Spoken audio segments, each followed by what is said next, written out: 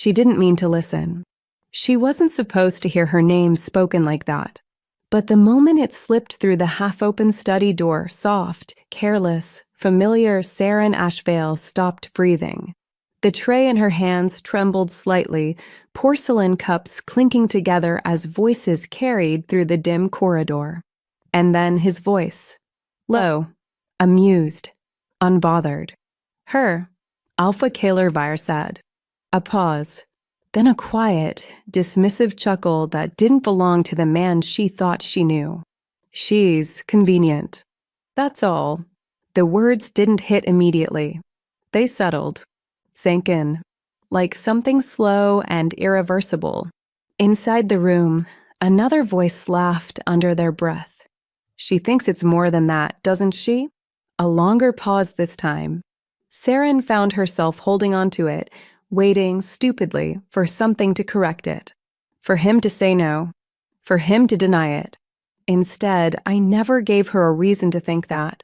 Something inside her went completely still. Not shattered, not broken, just quiet.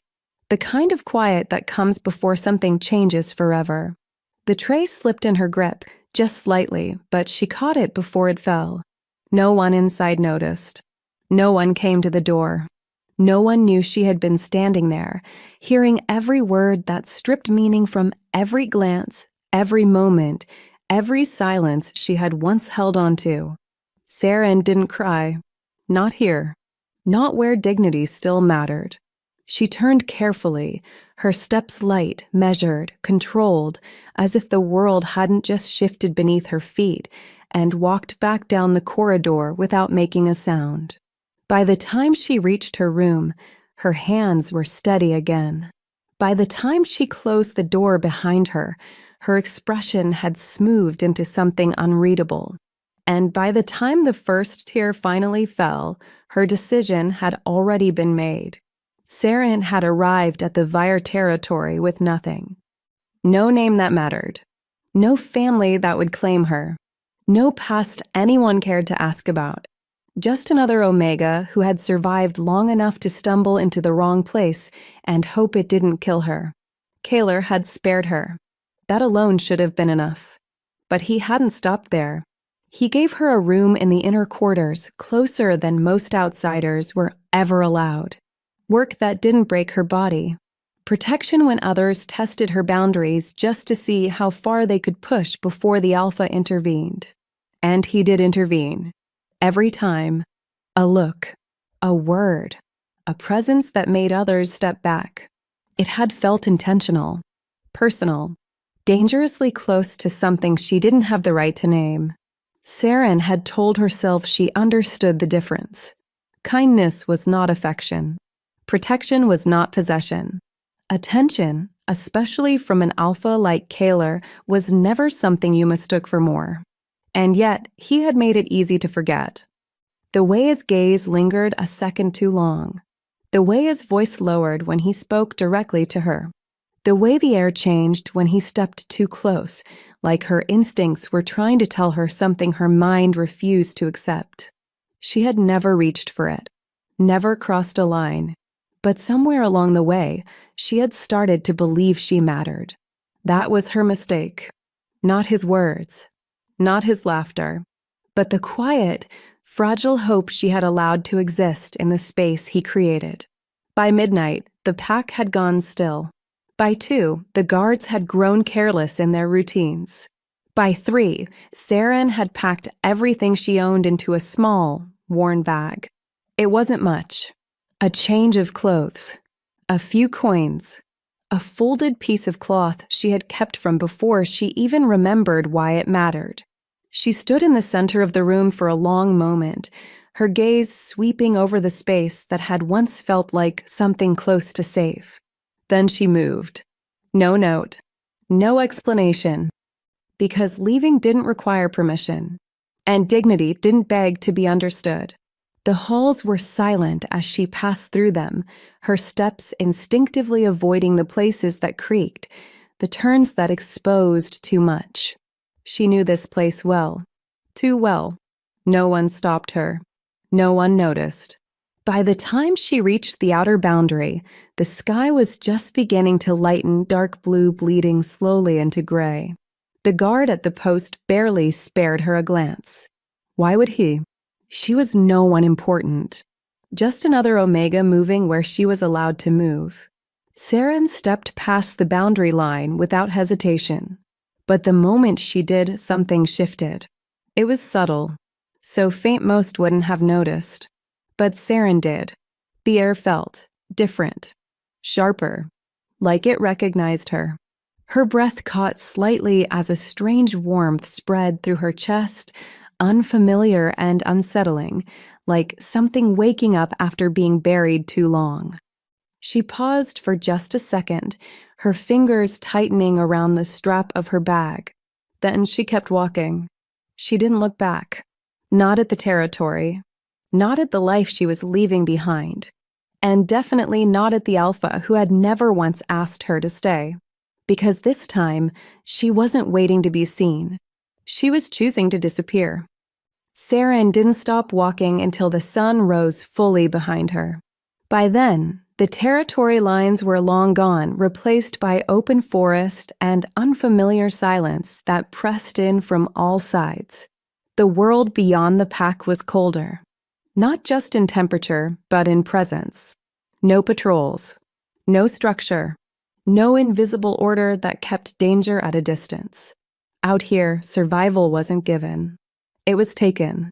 Her step slowed as exhaustion began to settle into her bones, each breath sharper than the last. She hadn't slept, hadn't eaten since the night before, but stopping didn't feel like an option, not yet.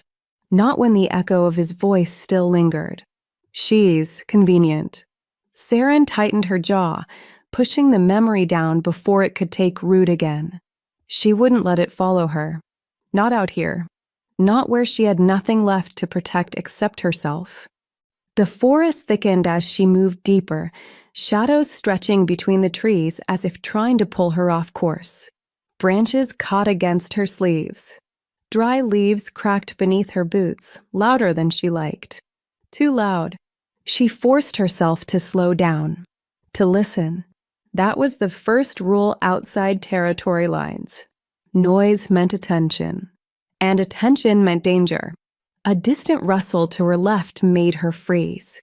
Her body reacted before her mind did, heart stuttering, breath held, senses sharpening in a way that felt different. Too sharp. She could hear it clearly now. Footsteps. More than one. Circling. Saren's pulse kicked hard as she turned slightly, scanning the trees. Rogues. They didn't bother hiding well. They didn't need to. Not when they knew what she was. Alone. Omega. Easy. A figure stepped out first, lean, watchful, eyes already fixed on her like she had been expected. Well, he drawled, lips curling faintly. That's a long way from safety. Two more emerged behind him. Saren didn't move, didn't speak. Running would be pointless. Fighting would be worse. So she did the only thing she had ever learned to do in moments like this. She stayed still, unthreatening, small. The first rogue took a step closer, his gaze dragging over her with open interest. You lost? Saren shook her head once. No, her voice came out quieter than she intended, but steady. That seemed to amuse him. Then you're stupid, he said lightly. Same difference out here. Another step. Closer now. Too close. Saren braced herself, forcing her breathing to remain even as instinct screamed at her to move. To do something. But what? Before she could answer that, something shifted again. Not outside. Inside. The same strange warmth from earlier flickered to life in her chest, stronger this time, sharper, spreading through her veins like heat that didn't belong to fear. Her breath caught. The rogue paused. Just for a second. His expression changed subtly, but unmistakably. Confusion. What was that? One of the others muttered. Saren felt it too. That shift in the air. Like pressure building in a storm. like something unseen had just taken notice. The first rogue frowned, taking another step forward, slower now, cautious. But he didn't stop. "Doesn't matter," he said, though his voice had lost some of its earlier ease. "Still just an omega." He reached for her. Saren didn't think, didn't plan. The moment his hand came too close, something in her snapped. Not fear, not panic, something else. Her head lifted slightly, eyes locking onto his, and for the first time, she didn't shrink. The warmth surged. Sharp, commanding, alive. The rogue froze. Completely. His hand stopped midair, fingers twitching like they had suddenly forgotten what they were supposed to do. The others went still too. Silence dropped over the clearing, heavy and unnatural. Saren felt her heartbeat pounding, but beneath it, something steadier pulsed in its place. Something stronger. The rogue took a slow step back. What the hell? He didn't finish. Didn't need to. Because whatever he had sensed, he believed it. And for the first time since she had crossed the boundary, Saren wasn't the weakest presence in the space. She didn't understand it, didn't control it, but she felt it. That shift, that difference. And so did they. No one moved for a long moment. Then, without another word, the rogues retreated.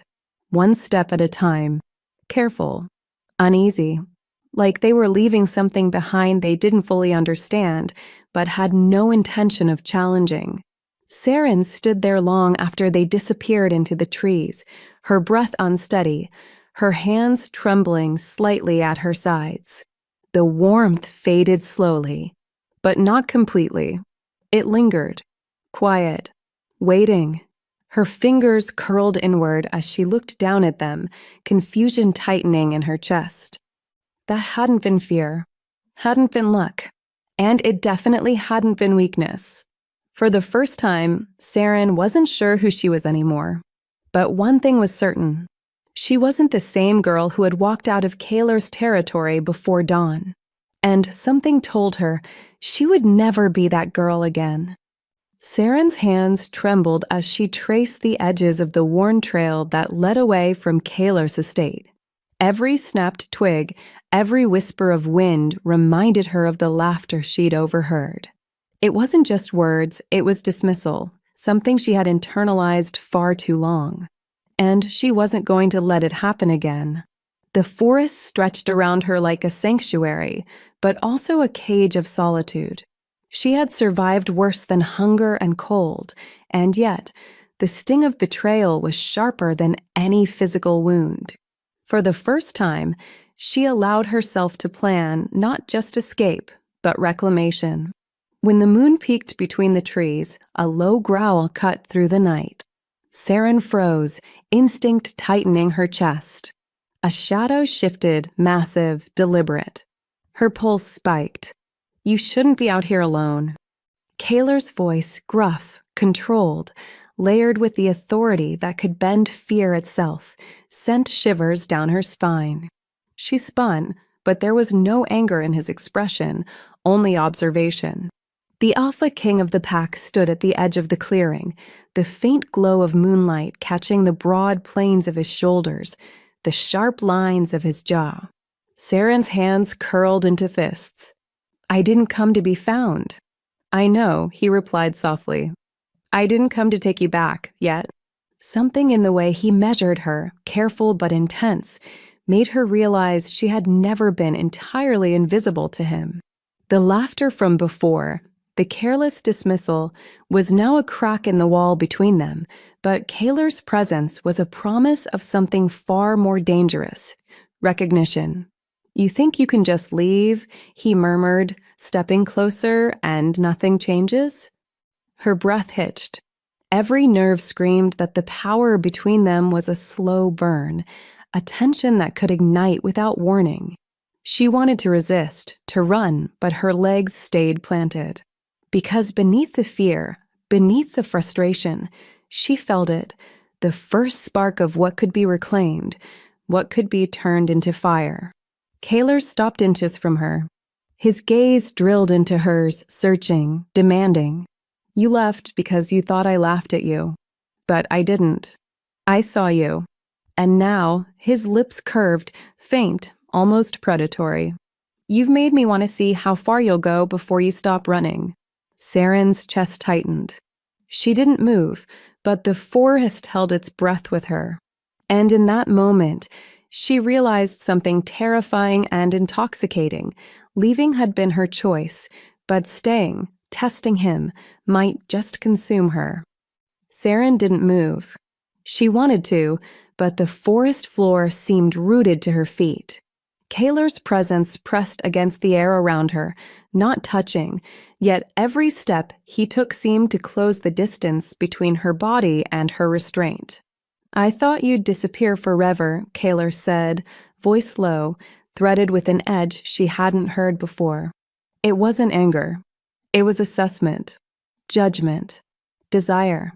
I needed to, she whispered, almost to herself. I couldn't be here after what I heard. You think words can undo what I see?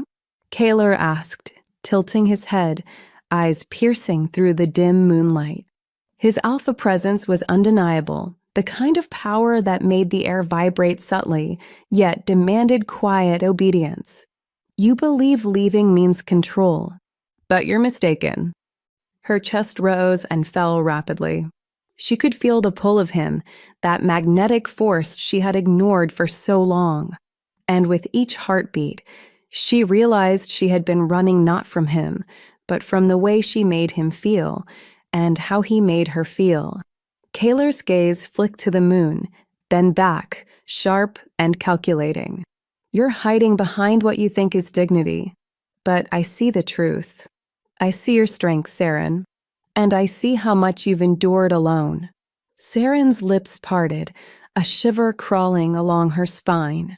She wanted to argue, to flee, to claim control. But the truth was inescapable. She had been alone, and yet here he was, alpha and unyielding, waiting not to command, but to see. She began, then stopped. Words failed her, swallowed by the tension coiling between them. Kaler stepped closer, the faint brush of his sleeve against hers sending sparks up her arm. Do you know what it means to be truly seen? He murmured. Not as someone to be protected, but as someone powerful enough to make me stop? The forest held its breath. The night seemed impossibly still, the kind of quiet that sharpened every thought, every pulse. Saren realized with a pang that the very fear that had pushed her away also tethered her to him, drawing her unwillingly, irrevocably into his orbit. He stopped inches from her. His voice dropped, intimate, dangerous. You ran once. I won't let you run again. But I also won't force you. You choose. Saren's eyes locked on his. Her fingers twitched. Every instinct screamed both defiance and surrender. And deep inside, she knew that choosing him, or not, would mark the next chapter of her life. The cabin smelled of pine and fire smoke. Saren hadn't noticed how far Kaler had led her, how carefully he'd guided her through paths she would never have dared alone. Every step carried weight, every glance carried intent. He finally stopped near a window, the moonlight spilling across his sharp features. Saren shivered, not from cold, but from the gravity in his gaze. Do you understand what you're risking? He asked quietly. Being seen like this, being exposed to me, to yourself? She faltered. Words seemed useless. Her chest constricted, emotions tangled with desire, fear, and something she had denied for too long. I don't know. Kaler's lips twitched half smile, half smirk. Then let me show you, he murmured, stepping closer. His presence was suffocating, intoxicating, yet he never touched her without permission. Every inch he closed magnified the tension. Every word he whispered pulled her further out of control. Saren's breath hitched as his hand hovered near her arm, hesitated, then dropped to her lower back. Just a brush, not enough to cross the line, but enough to ignite a fire she could no longer ignore. "You think you're running from me, but you've been running from yourself," Kaler said, low, commanding, yet tender. "And I won't let you anymore." Her body reacted before her mind could. Heat pooled between her thighs, her pulse raced, and yet fear clenched her gut. She wanted to push him away and pull him closer simultaneously. The contradiction was maddening. And then the twist. A shadow moved outside the window. Someone had followed them. A rival pack alpha. Someone who had known Kaler would be distracted the moment Saren appeared. The man's eyes gleamed with calculation, and Saren realized with horror that her curiosity and Kaler's mercy had placed them both in danger. Kaler didn't flinch. Instead, he stepped in front of her, protective, lethal. "Stay behind me," he said, his voice deadly calm. The air shifted, charged with the raw power of an alpha ready to defend, and the rival alpha faltered. The unspoken warning was enough. Saren's heart pounded not just from fear, but from the realization that Kaler's attention, his protection, was absolute. The man she had feared, the one who laughed at her before, had become a wall she didn't want to escape from. "You think I protect because I care?" Kaler murmured, his lips brushing her ear, hot and heavy with intent. "I protect because I see you. And once I see you, I can't let go." Saren's knees weakened. Every instinct screamed surrender, yet pride fought for control. This night, this moment, had changed everything. And she knew, whatever came next, she couldn't run anymore. The rival alpha didn't leave immediately. He lingered at the edge of the clearing, just beyond the reach of the firelight, watching, calculating. Saren felt it, the weight of his gaze, sharp and invasive in a way that made her instincts recoil. It wasn't curiosity. It was recognition. And that terrified her more than anything.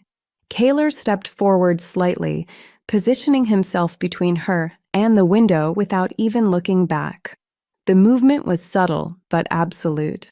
A barrier. A warning. "You've seen enough," Kaler said calmly. The rival alpha tilted his head, a slow smile forming. "Have I?" His voice carried easily through the night air. "Or have I just seen something very valuable?" Saren's stomach tightened. That word again. Valuable. Convenient. Different words. Same meaning. Her fingers curled at her sides. Kaler didn't react outwardly, but something in the air shifted, heavier now, dangerous in a way that made even Saren's breath feel restricted. "You're standing on my land," Kaler said. "That's the only reason you're still speaking." The man laughed softly, but there was tension behind it now. "Your land doesn't extend as far as you think, Kaler. And whatever she is," his eyes flicked toward Saren again. "She won't stay hidden for long." Something inside Saren stirred again at those words. That same strange heat. But this time, it wasn't defensive. It was aware. The rival alpha took one last look at her, then stepped back into the darkness. "Next time," he added, voice fading, "you might not find her first." And then he was gone. Silence fell. Heavy. Unsettling. Saren didn't realize she had been holding her breath until it finally escaped her in a shaky exhale. Kaler didn't move right away. Didn't speak. The tension in his shoulders remained, controlled but coiled, like something barely restrained beneath the surface. "He knew," Saren said quietly. Kaler finally turned. His gaze landed on her, not sharp this time, but focused. Intent. Yes. The single word settled heavily between them. Saren swallowed.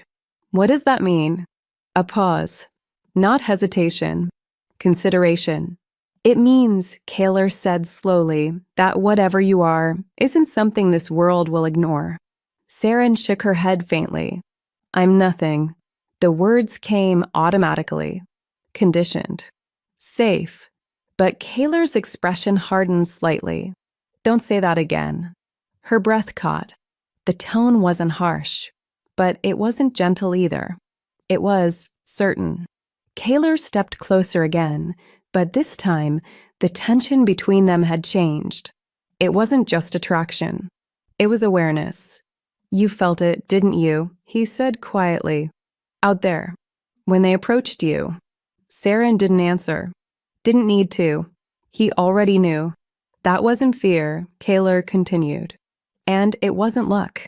He stopped just in front of her again, close enough that the heat of him brushed against her skin. "But you're still trying to pretend it didn't happen." Saren's pulse quickened. Because he was right. And because the way he said it, low, steady, almost knowing, made something inside her tighten. "What if I don't want it?" she whispered. Kaler's gaze dropped briefly to her lips, then back to her eyes. "Then you'll fight it," he said. "A beat. And lose." The words weren't cruel. They were inevitable. Saren felt it then. Not fear, not uncertainty, but the undeniable pull of something she didn't understand yet. Something that was beginning to rise whether she accepted it or not. And standing in front of her, Kaler wasn't just watching it happen. He was waiting for it. The attack didn't announce itself. It happened. A violent blur tore through the trees, snapping branches as a massive wolf lunged straight for Saren. She barely had time to react before Kaler moved. His arm locked around her waist, dragging her back as claws ripped through the space where she had been standing a heartbeat earlier. Inside, he ordered. But Saren didn't move, because more were coming. Two shadows broke through the tree line, larger, faster, coordinated. Not desperate rogues. Hunters. "They're not here for territory," Kaler muttered, already shifting, power rolling off him in waves. "They're here for you." The second wolf lunged past him, straight at her. Saren's breath caught, and something inside her answered. Not fear. Not this time. Stop. The word came out low. Quiet. Absolute. The wolf froze midair. Not hesitation. Submission. The forest went still. Even Kaler did. His gaze snapped to her, sharp, disbelieving. And then something darker flickered beneath it. Understanding. The third wolf backed off immediately. Not from Kaler, from her. Silence crashed down around them. Saren felt it again, that heat, that pressure, that pull rising beneath her skin like something waking up that had never been hers to begin with. "What am I?" she whispered. Kaler didn't answer right away, because he wasn't looking at the wolves anymore. He was looking at her like he was seeing her for the first time, and wishing he hadn't. "You shouldn't have left," he said finally. The words weren't soft. They weren't kind. They were dangerous. Saren's chest tightened. "You don't get to say that." "I do now." He stepped closer. Slow, measured, like approaching something powerful enough to turn on him. "You crossed the boundary," Kaler continued, his voice lowering. "And something in you woke up. Another step. Closer. And now they felt it too." Saren's pulse spiked. "Who?" Kaler stopped in front of her. Too close. Too certain. "The ones who will come next," he said. A pause. Then quieter, and they won't hesitate like these ones did. Saren swallowed, her instincts screaming, her body caught between retreat and something far more dangerous. "Then maybe I shouldn't stay with you either." Kaler's eyes darkened. Not anger. Not control. Something far worse. "No," he said. A beat. "You shouldn't." Silence. Then his voice dropped rough, inevitable. "But you will."